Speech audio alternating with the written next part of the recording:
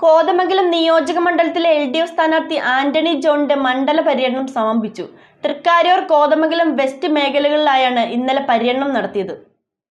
LDF സ്ഥാനാർത്ഥി ആന്റണി ജോണിന്റെ മണ്ഡല പര്യടനം സമാപിച്ചു.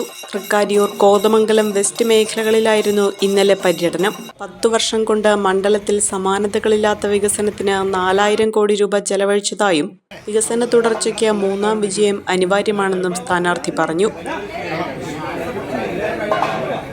തൃക്കാര്യൂർ തടത്തിക്കവലയിൽ CPI സംസ്ഥാന കമ്മിറ്റി അംഗം PK രാജേഷ് പര്യടനം ഉദ്ഘാടനം ചെയ്തു.